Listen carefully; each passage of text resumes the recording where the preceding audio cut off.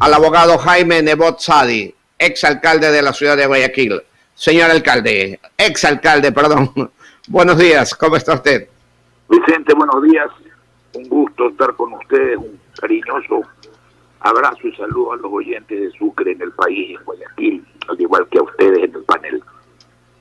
Gracias, abogado. A los muchos tiempos verlo y escucharlo, mi querido abogado. Escucharlo porque no lo estamos viendo. ¿Cómo ve las cosas al día de hoy, políticamente, y entre todos los candidatos precandidatos a la presidencia de la República?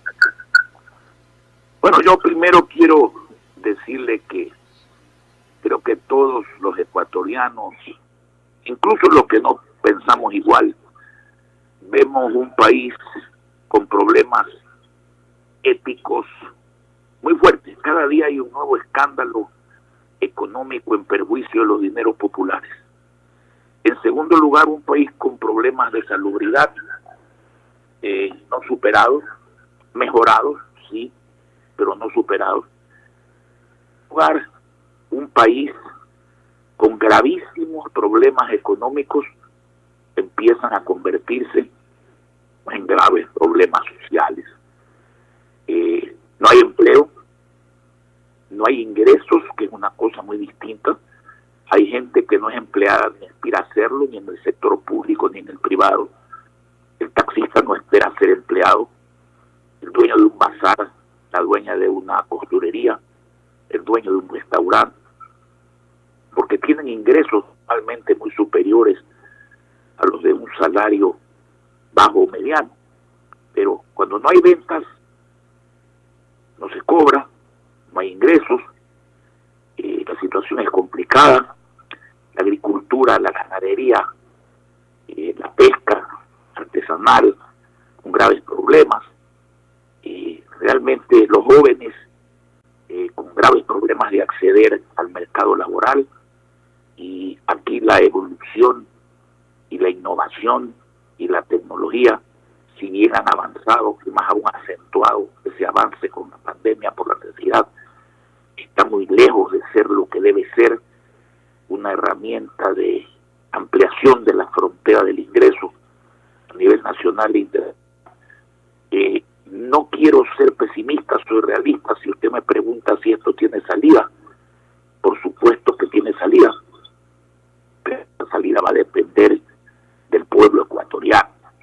El pueblo ecuatoriano debe ciudadanizar su actitud, darse cuenta que es el dueño de la democracia, que no es cuestión de votar a cada 4 años, sino de decidir. Una verdadera democracia plebiscitaria. Por eso la consulta que nosotros hemos planteado, para que el agro, la ganadería, la pesca artesanal, la artesanía salgan adelante con crédito, con tecnología gratuita que haga posible que sean actividades rentables y se puedan desarrollar en bienestar del Ecuador. Que cese ese atraco que tiene paralizado, porque los fondos los disponen arbitrariamente a municipios, prefecturas, juntas parroquiales, y no me refiero solo a las rentas, sino también al IVA. Lo propio hacen con las universidades particulares, con las públicas, con los exportadores. Todo eso tiene que terminar. El seguro social, nuestros aportes deben dejar de ser un impuesto al salario, deben ser para el aportante salud, préstamos suficientes, pensiones jubilares dignas, toda una economía alimentada por esos 500 millones de dólares, hoy un poco menos por el desempleo, que significa menos afiliados, que deben entrar en la economía a producir riqueza, movimiento económico, inversión, y a través de eso, sin subir los impuestos, más recaudaciones para el Estado. Entonces es cuestión de escoger. A mí no me gusta referirme a nombres de personas, yo no quiero ser peyorativo con nadie, cada cual es libre de pensar lo que quiera pensar y de actuar como quiera actuar, pero esto es un problema de resultados. Países que siguen el camino que está siguiendo el Ecuador son países que van a la misma. Si aquí no existiera la dolarización, que puede hasta correr peligro si se siguen haciendo cosas que no se deben hacer, esto sería Venezuela. Y ahí no queremos llegar. Países que hacen lo que se tiene que hacer que no es ninguna ciencia ni ninguna magia, sino un sistema de administración racional, eficaz, solidario, de aplicación de sentido común, son países que progresan, pero la economía, que no solamente es eso, sino libertad, porque la libertad no es solo política, sino económica, está en manos de la gente. Y la gente debe hacer que los mandatarios la obedezcan y la lleven por el sendero de la prosperidad y no por el sendero de la ruina. Es como yo veo de manera general el país, respondiendo a su pregunta. Piensa, abogado Nebot, 8 y 16, que de entre todos los candidatos que hasta estos momentos se están presentando, a lo mejor van unos cuantos menos, el señor Lasso es el indicado para solucionar el problema del país. Sin duda es el más indicado. ¿Por qué? Porque tiene la experiencia, apunta al crecimiento. No crea que tenemos 100% de coincidencia con el señor Lasso, pero definitivamente nuestras diferencias no llegan a ser las que tenemos los que han puesto en práctica sistemas que realmente arruinan a los países.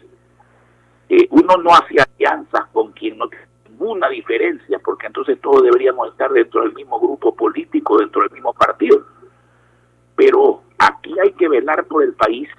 Yo creo que las coincidencias son más que las diferencias y hay que empujar este carro por la vía del progreso, frenar la dilapidación, frenar la corrupción, pensar en que hay que generar riqueza y prosperidad, no pobreza.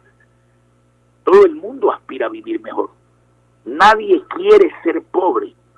La gente se la condena a ser pobre porque no se le dan las oportunidades que se deben dar desde el Estado, no para generar empleo en el Estado, para generar empleo fuera del Estado, para generar confianza, para atraer inversiones, para hacer alianzas públicas privadas, bajando los impuestos, no subiendo los impuestos, aumentando la producción petrolera, haciendo minería con absoluto respeto a la tecnología que hoy día protege el ambiente, minimizando los trámites en tiempo y engorrosidad, haciendo una reforma a la seguridad social que permita lo que le he dicho, que los dueños de la plata, los afiliados, sean los que reciban los beneficios y que todo ese dinero puesto en función de la marcha y el crecimiento del Ecuador genere empleo y genere mejores días para todo el mundo.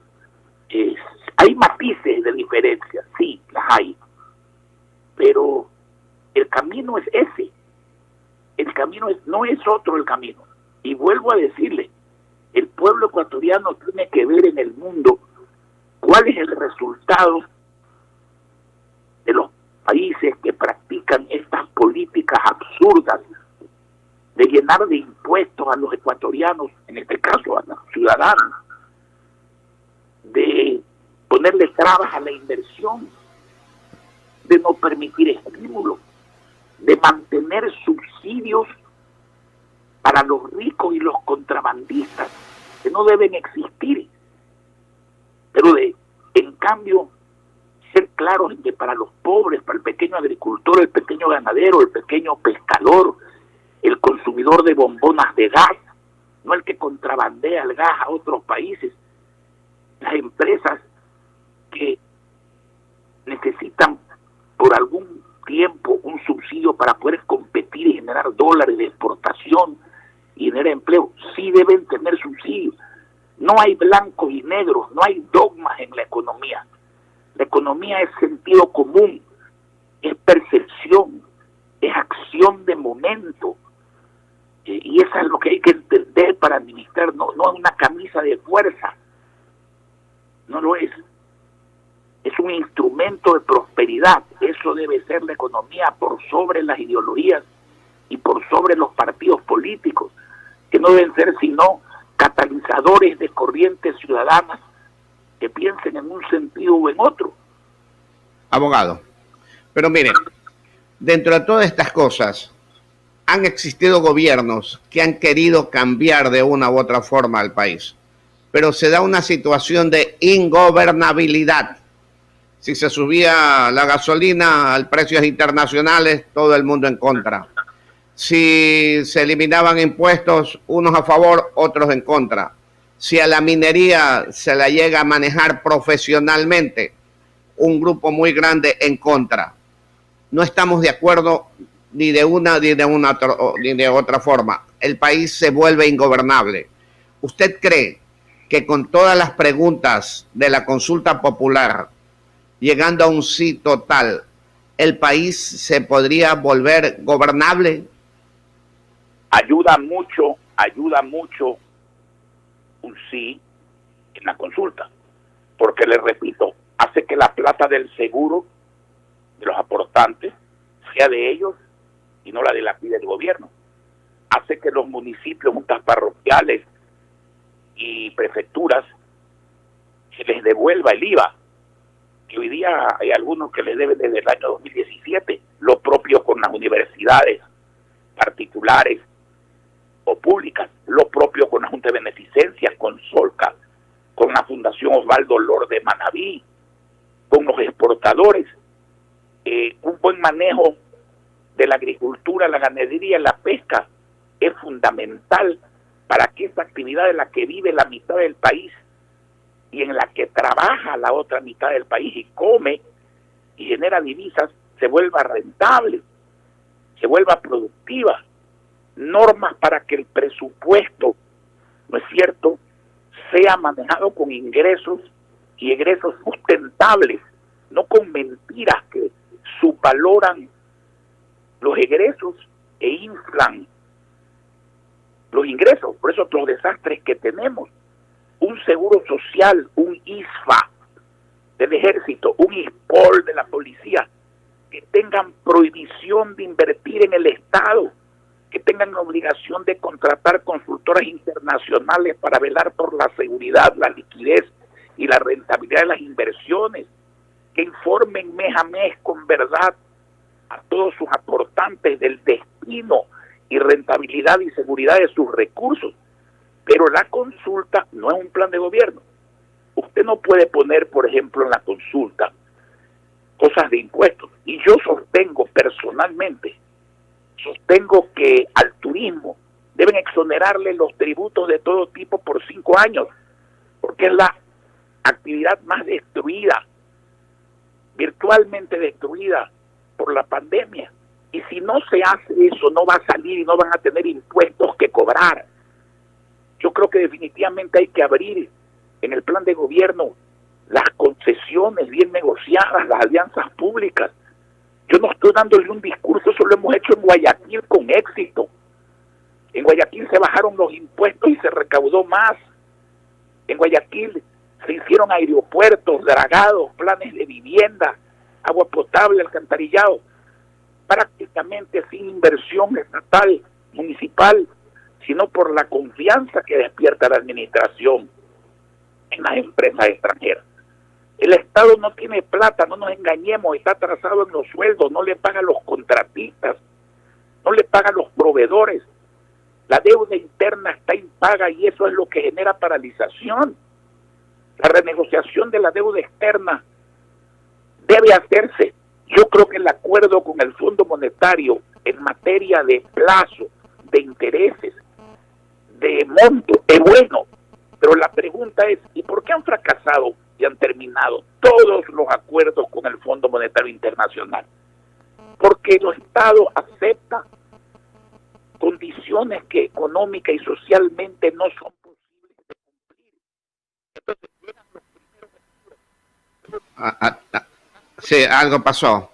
Se cortó la llamada con el abogado Nebot. 8:24. Estamos conversando con el abogado Jaime Nebot Sadi. Se cortó la señal con el abogado Nebot, a ver si le retomamos.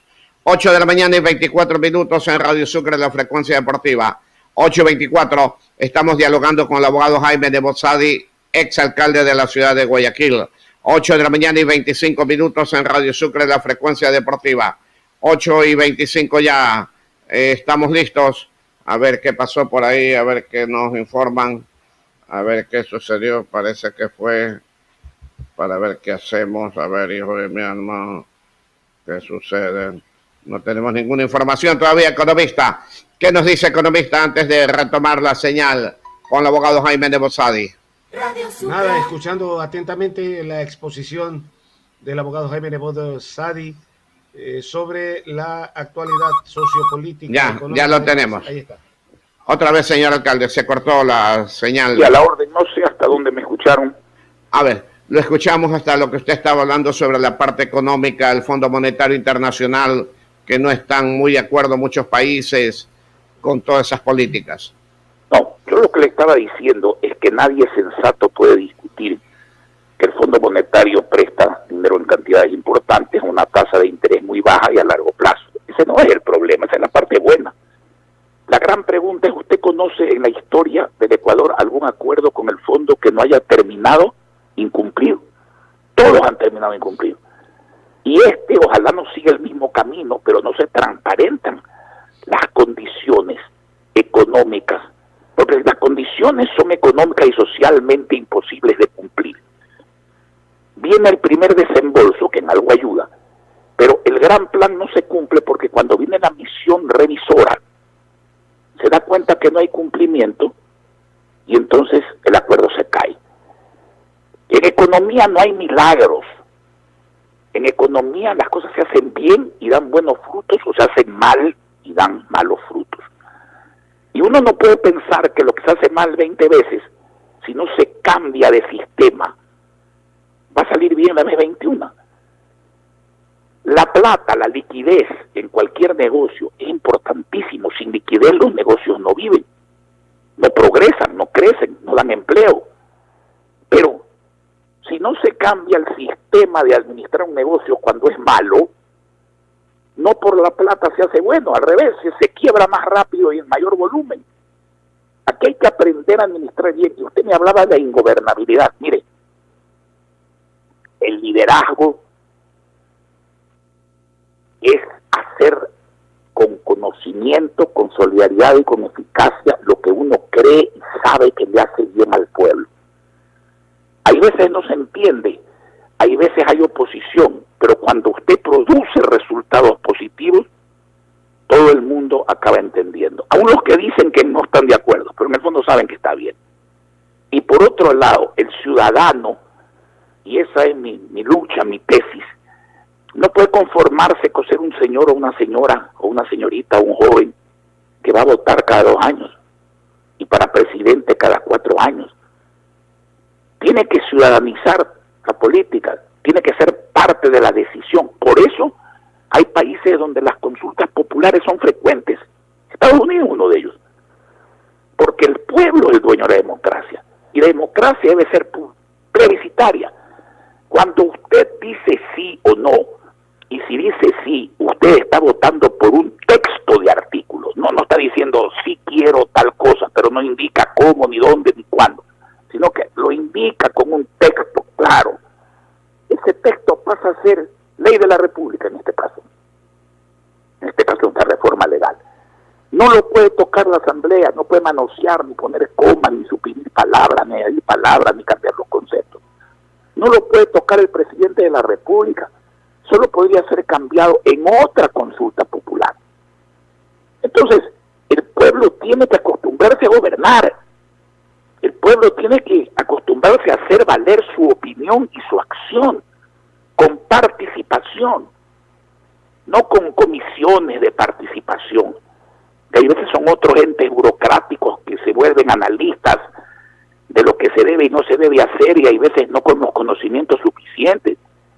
El pueblo tiene la capacidad para autogobernarse en muchas cosas a través de su decisión popular, directa, de iniciativa ciudadana, hecha a disposición legal de carácter obligatorio e incambiable para legisladores y para presidente de la República. Y si a eso le añade usted un gobierno con liderazgo, que sabe lo que hay que hacer, rodeado de gente seria, de gente capaz, y donde alguien falla, capaz de encarcelar a ese que falla, bueno, las cosas van a rodar. Estos no son inventos, hay que analizar el mundo. Los países que hacen eso le va bien a su gente, le va bien a la gente pobre, La gente sale de la pobreza y encuentra un camino a la prosperidad. Los que hacen las cosas al revés ahondan su pobreza. Abogado Nebot, 8:30. Volviendo a la parte económica. El ministro de Finanzas, Richard Martínez, que ha sido tan atacado, realmente ha concedido cosas que creemos que son importantes para el país. 4 años no pagar deuda externa, después pagar, extender los plazos, etcétera, etcétera. Los intereses se han mantenido más o menos. ¿Ha hecho para usted una buena labor hoy por hoy o no ha sido muy buena la labor que ha logrado el ministro de Finanzas, Richard Martínez? Haremos momentáneamente el acuerdo con el Fondo Monetario Internacional. Ya lo dije, el acuerdo en teoría, bueno, pero los otros que se han hecho también en su momento han sido buenos y han terminado por incumplimiento. Entonces, el acuerdo será bueno cuando lo que está pactado acabe de cumplirse. Porque si a usted le ofrecen 10, pero empiezan por mandarle 1, y cuando usted recibe ese 1, usted incumple lo que ha prometido, o ha prometido cosas que no puede cumplir social o económicamente, porque hay veces el remedio es peor que la enfermedad, ese acuerdo desaparece. Entonces, no creamos en pajaritos preñados. Una cosa es la teoría está bien. Déjennos saber qué es lo que han pactado, cuáles son las condiciones para que el resto del acuerdo se cumpla. Porque a mí no me da buena espina cuando uno calla las condiciones de algo. Porque si fueran buenas, usted sería el primero en decírselas al pueblo. No lo que va a lograr, sino cómo lo va a lograr, a cambio de qué. ¿Qué ha ofrecido usted para recibir esas prebendas o esas negociaciones positivas? Pero en las condiciones que vivíamos. Yo espero como ecuatoriano que se haya negociado bien. No me puedo pronunciar sobre el fondo porque conozco el compromiso, pero yo no conozco las condiciones y no se hacen transparentes las condiciones. Espero que esta vez vayan bien. Sin embargo, las condiciones. Ha hecho mal el ministro ha hecho mal muchas cosas. El ministro le ha echado la mano al Banco Central del Ecuador, donde está la plata de municipios, de universidades, de los ciudadanos que depositan plata en los bancos y los bancos a través del encaje bancario la depositan en el Banco Central. Ahí no está la plata completa. El ministro ha contribuido al saqueo del seguro social, tomando plata de los asegurados, plata suya, nuestra, de todos los oyentes de Radio Sucre que son afiliados al seguro social, ya funcionarios públicos o funcionarios del sector privado. Y esa plata ha servido para la dilapidación. El ministro no ha cortado el gasto público como debía haberlo cortado. Y no estoy hablando de despidos masivos de ciudadanos, de servicio civil y carrera administrativa y de burócratas conscientes que los hay son necesarios, sino una serie de personas innecesarias. El ministro cree que bajando las horas de trabajo a un país que necesita producir le va a ir mejor. Cree que bajando los sueldos a las personas le va a ir mejor. No, señor. Liquide al que no es necesario y al que es necesario no le baje el sueldo, porque usted está repartiendo injustamente la miseria, aparte de violar la Constitución. El ministro ha hecho mal cuando le quita la plata a las universidades, el IVA, cuando le quita la plata y no se la devuelve a los exportadores, cuando le quita la plata a las juntas parroquiales, IVA y rentas, a los municipios, IVA y rentas, a los consejos provinciales, IVA y renta, cuando pretende recortar el presupuesto más allá del impacto negativo. Cuando hay impacto negativo en los ingresos, usted tiene que recortar, pero no más allá del impacto. Así no se administra un país. Dígame, ¿cuánta plata en 4 años ha llegado que no sea de los multilaterales al Ecuador? Usted recuerda hace unos meses al ministro diciendo: pago 320 millones porque inmediatamente, ese es el vocablo que usó y tiene una sola sección, ahorita, inmediatamente es ahorita, no mañana, van a llegar 2,000 y pico de millones de dólares. ¿Dónde están los 2,000 y pico de millones de dólares? No han llegado. Que no me digan que se referían multilaterales, porque los multilaterales atienden a los países aún en el caso de default. Entonces, Esa es la verdad, circunstancias, amigo. En las circunstancias en que el gobierno pasado dejó al país, que se llevaron el santo y la limosna, si usted hubiese sido presidente de la República o ministro de Finanzas, ante la circunstancia que estamos atravesando en esos momentos y que la seguimos atravesando, ¿qué hubiese hecho usted? Actuar de la manera que le he dicho los primeros meses del primer año, no los últimos meses del cuarto año. Porque el gobierno actual no es el culpable de la desgracia que heredó, pero sí es el culpable de la desgracia que no ha sabido componer, pues. En condiciones... Porque usted tendría que llegar a la conclusión de que cuando algo está mal no tiene remedio. Y eso no es así, mi querido amigo. Las cosas que están bien se pueden convertir en malas por malos administradores. Y las cosas que están mal se pueden convertir en buenas por malos administradores. Y déjeme referirle al respecto algo que dijo la señora Merkel hace muy poco. Dijo que no me digan los políticos y que no le digan al pueblo que han heredado cosas terribles. Porque, ¿para qué se presentaron entonces a las elecciones? ¿Que no sabían que habían cosas terribles? ¿O sabían y ahora no saben cómo resolverlas? El administrador tiene que saber en dónde se mete y tiene que saber que si se mete es para resolver las cosas. Y le voy a poner otra vez como ejemplo a Guayaquil, que era Guayaquil, señor, una cloaca administrativa, económica, financiera y ética. ¿Y cómo salimos adelante? Llorando, cruzándonos de brazos, cargando de impuestos al pueblo, bajando los salarios, cerrando la economía, impidiendo que venga la empresa extranjera, o haciendo todo lo contrario. Abogado, con el abogado Jaime Nebot estamos conversando en esta mañana, 23 para las 9. Con todos esos excelentes y brillantes criterios suyos, ¿por qué no aceptó la candidatura a la presidencia de la República?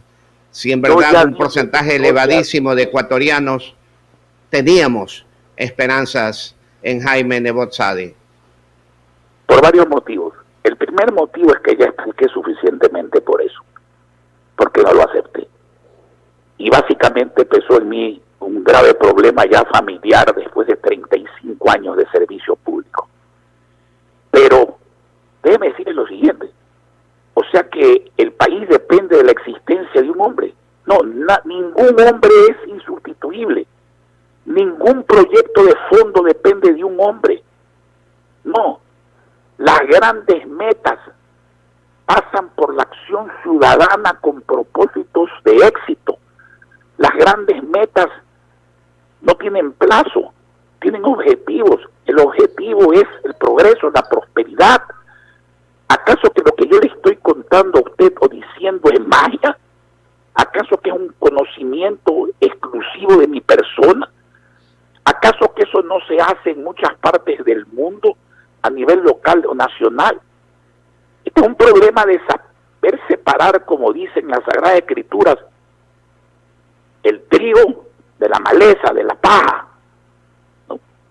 Aquí o se vota por gente que piensa bien y va a hacer el bien sin ser perfecta, porque no hay nadie perfecto, aún con diferencias, o se vota por gente que piensa mal, que va a hacer las cosas mal, que ya las hizo mal y que las va a hacer peor. Y esa es una decisión del pueblo ecuatoriano. El pueblo ecuatoriano tiene que votar por sí mismo, no por el gobernante. El gobernante, si lo hace bien, satisface las necesidades del pueblo y posiblemente su conciencia, que quedará tranquila por el deber cumplido. Pero si el gobernante lo hace mal, a ese sinvergüenza o torpe no le pasa nada. Al que le pasa y mucho es a los ecuatorianos o a los ciudadanos de cualquier país donde se elige mal, y muy señaladamente a los pobres, a la gente que vive en el campo. A eso es lo que le pasa cosas terribles. Entonces no es cuestión de Jaime Nebot, no. Jaime Nebot se puede morir, oiga, se ha muerto importante en el mundo, y el mundo ha seguido rodando, y muchas veces mejor. De manera que esto no es cuestión de ser mesiánico. No, aquí no necesitamos Mesías. Aquí necesitamos pastores porque no somos ovejas. Aquí necesitamos saber dónde vamos y que el pueblo cumpla con su papel. Elegir bien, gobernar a través de consultas, ser drástico en la exigencia de sanciones, no perdonar la sinvergüencería. El abogado Jaime Nebot con nosotros en esta mañana. 20 minutos para las 9 de la mañana. El economista Waldo Calderón le tiene preguntas, abogado. Economista. Gracias, licenciado. Saludos cordiales, abogado Nebot, escuchando atentamente sus exposiciones. Planteo una inquietud a propósito de la teoría y la relación de práctica. La consulta popular anterior de las 7 preguntas, 7 veces sí, ¿en qué modificó la condición de vida del ciudadano ecuatoriano en términos generales? Y cómo plantear a propósito de esta teoría de la siguiente consulta con las 11 preguntas planteadas por iniciativa ciudadana, abogado Nebot. ¿Cuánto cambiaría la condición del ciudadano ecuatoriano? Es muy sencilla. Dígame qué pregunta para modificar las condiciones de vida del ciudadano ecuatoriano planteó la consulta anterior. Ninguna. Es que perdóneme, usted puede preguntar cosas que en el fondo no cambian la vida del pueblo y entonces la consulta no es la mala, sino lo que se pregunta. Pero esta consulta, dígame ¿usted cree que darle crédito barato al agricultor pequeño, al ganadero pequeño, al agricultor pequeño, al pescador artesanal y a los artesanos es bueno o es malo? Yo creo que es bueno. En teoría es muy bueno, es más o menos como la reactivación económica planteada por el gobierno, con muchos recursos y la gente va a pedir el recurso y no hay. No. Es que aquí no hay planteamiento, aquí hay obligación. Mire, todas las cosas que nosotros estamos planteando están en las leyes. ¿Sabe cuáles se cumplen? Ni una. ¿Sabe por qué no se cumplen? Porque son leyes de papel y porque no hay sanción para el mandatario que incumpla. A eso va nuestra consulta. ¿Usted cree que entregarle semilla que produzca como la peruana o la colombiana, al arrocero, al maicero es malo? Es bueno. ¿Usted cree que entregarle inseminación artificial gratuita al ganadero es malo o es bueno? Es bueno, pues, porque usted va a tener pajuelas de toros que valen $500,000 en el extranjero, que por inseminación artificial va a hacer que las vacas del ganadero pequeño produzcan más carne o más leche, que entregarle al pescador artesanal un buque laboratorio que permita localizar la pesca y que permita que sus familias sepan dónde se encuentran en el mar y que no han sido devorados por el mar o muertos por los piratas. ¿Es bueno o es malo? ¿Usted cree que la plata de acuerdo con usted, abogado Nebot, es realmente muy bueno? Pero sigo insistiendo, esa es una relación de teoría, pero en la práctica, ¿cómo lo hacemos? Y le planteo un ejemplo. Yo quisiera que mis hijos estudien en universidades internacionales garantizando su calidad académica. Bueno, pero no confundamos un plan de gobierno con una consulta popular, porque hay cosas que en la consulta popular usted no puede tocar. Usted no puede, por ejemplo, suprimir impuestos en una consulta popular, porque aquí le ponen cortapisas al pueblo, que es el dueño de la democracia, y no le ponen cortapisas a los que deberían obedecer al pueblo. Pero esa es la constitución ecuatoriana. Nosotros nos hemos ido por el lado de cambiar las leyes con sanciones, porque es mucho más rápido y porque las constituciones son declarativas, no normativas. Y aquí necesitamos normas claras. Por ejemplo, ¿usted cree que está bien que el 20%, una quinta parte del salario de todos los ecuatorianos haya sido dilapidado durante años por los gobiernos de turno, especialmente por los últimos? No. Bueno, ahora eso se va a prohibir. Y el funcionario que lo viole cesa inmediatamente ipso iure de derecho sin que nadie lo cancele de su cargo. Tienen que rendir cuentas mensuales a todos los ciudadanos. Tienen que contratar empresas de volumen internacional que vigile la liquidez, que vigile la seguridad, que vigile la rentabilidad de las inversiones para que no pase lo que acaba de pasar en la IPOL y lo que pasa en el BIE y en todas partes. ¿Usted cree que está bien que el IVA, que es la plata de los ciudadanos representados en un municipio, en una junta parroquial, en una universidad, en la exportación, en un municipio, se la trague el gobierno? Pues eso se va a acabar porque ahora ya no va a haber que entregar. Murió ese mecanismo de lagarto que traga y no vomita, ese mecanismo perverso se va a terminar. ¿Cree que está bien que las rentas de los municipios, juntas parroquiales y de los prefectos sean retenidas por el Estado cuando no es plata de ellos, es plata que recolectan y deben entregar a su dueño y se la cogen alegando que no tienen plata. Si ellos no tienen plata, eso no se justifica, ni justifica el tomar la plata ajena. Entonces, si la consulta usted la hace para preguntar si aquí van a haber corridas de toro o peleas de gallos, o si usted quiere prohibir la reelección o no quiere prohibir la reelección, o si usted quiere suprimir el Consejo de Participación Ciudadana, con lo que estoy de acuerdo, pero con eso no come el pueblo, mi amigo. Esta es una consulta económica para mejorar el bolsillo de los ecuatorianos pobres y de la clase media que han sido saqueados por un Estado fallido en su concepto, fallido en sus resultados y fallido en una actitud perversa de empobrecer en vez de servir para enriquecer al ciudadano que aspira a tener mejor condición de vida. Para eso es la consulta. Totalmente de acuerdo. Es más, si tuviéramos poder de decisión, hace rato lo hubiera cancelado a Richard Martínez, porque solamente aquí en el país se puede establecer una suerte de reactivación económica, como usted estaba esbozando, bajándole el sueldo a medio mundo, por no decir a casi todos, despedir a medio mundo, y después ¿cómo va a haber reactivación? ¿Quién va a establecer posibilidad de demanda a los entes productivos que pudieran estar funcionando? Nadie, pues todo el mundo va a tratar de subsistir y no generar una relación de demanda que reorganice de una u otra manera la capacidad o el aparataje productivo del país en términos generales. Abogado Nebot, usted hablaba de empoderamiento ciudadano y la última parte de su respuesta del control de participación ciudadana y control social. Aparentemente esa era una institución para el empoderamiento ciudadano. En la práctica, ¿qué pasó? Burocracia, señor. A los hombres y a las mujeres se las mide por el éxito de su labor, no por lo que escriben ni por lo que dicen. Mire usted, y le anticipo, vamos a tener problemas con la primera pregunta. La primera pregunta dice, un señor que habitualmente, ¿no es cierto?, se dedica a violar niñas menores de 14 años, que las mata, ¿merece o no merece 50 años de cárcel? Entonces ya saldrán los garantistas, porque aquí los garantistas garantizan el derecho del asesino, el derecho del violador, el derecho del degenerado, no el derecho de la sociedad. La Constitución también habla de la justicia para las víctimas, no solamente de los derechos humanos del delincuente, que sí existen y que hay que respetarlos, pero que no pasan por la impunidad, pues. Entonces, también hay una pregunta para eso.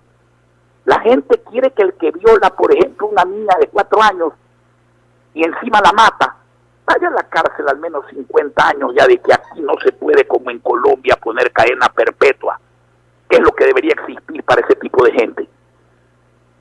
Entonces, señores, el pueblo tiene que estar por encima de los que pretenden representarlo con el bla, bla, bla. Se nos vino el tiempo, señor alcalde. Para finalizar, la última pregunta, por favor. 12 minutos para las 9 de la mañana. La última pregunta. ¿Cuál va a ser la posición del Partido Social Cristiano en torno a la ley de extinción de dominio para recuperar el dinero de los casos de corrupción de los exfuncionarios públicos? Miren, cuando usted identifica los bienes de quien ha robado, usted debe inmediatamente caer sobre ellos con medidas jurídicas de inmovilización. Pongámoslo así, cuentas corrientes en el extranjero, casas en el extranjero, propiedades en el Ecuador, dinero en el Ecuador. Usted inmoviliza ese dinero con prohibiciones de enajenar, por decirle una de ellas, y hace el juicio correspondiente. Al terminar el juicio, ese dinero que usted ya tiene inmovilizado, esas propiedades que usted ya tiene inmovilizadas, que no pueden ser dispuestas, pasan a propiedad del Estado. Pero no entremos a la demagogia y hacerlo al revés, pues, porque entonces alguien mañana acusa a un funcionario honesto, ¿no es cierto?, le quitan los bienes, disponen de los bienes, viene el juicio y después de 3 años resulta que el funcionario no ha robado nada. La calentura no está en la sábana ni en proponer idioteces que van contra la lógica, contra la justicia universal. Hay 1000 formas de hacer bien las cosas para que el que roba pague en la cárcel y devuelva lo robado. Pero usted no por eso puede trastocar las cosas, porque mañana cualquier persona honorable, porque viene un acusador, le quitan los bienes sin juicio y después el juicio lo declara inocente y ¿qué persona honesta va a querer ser funcionario público, señor? En todo caso, el social cristiano no va a votar a favor de esa ley. Con jueces y con fiscales, que los hay buenos, sí, pero también los hay pésimos. Con un consejo de la judicatura que debería sancionar a jueces pillos y fiscales pillos, y muchas veces los solapa y los utiliza en su propio beneficio. En todo caso, el Partido Social Cristiano, abogado Nebot, no va a votar a favor de esta ley. No. Vamos a votar a favor de una ley durísima, pero en los términos que yo le estoy diciendo, pues, no en términos demagógicos e ilógicos. O sea que habría que rectificar el texto actual. Hay que rectificar el texto actual, hacer una ley que sirva, pero una ley que se maneje con la justicia, pues. Yo me pregunto, todo esto que proponen estas cosas, ¿qué han recuperado? Nada. ¿Qué han recuperado? Nada. Y cuidado, son algunos de los que hay que recuperarles. Y hay varios por ahí. Ok, abogado. Faltan 9 minutos para las 9. Tenemos más preguntas, pero el tiempo ya se nos vino cortito, mi querido abogado. Los dejamos hasta la próxima. Vicente, siempre será un gusto, economista igual y oyente de Radio Sucre, dialogar con ustedes con la frecuencia que ustedes deseen. Un abrazo muy afectuoso para todos ustedes.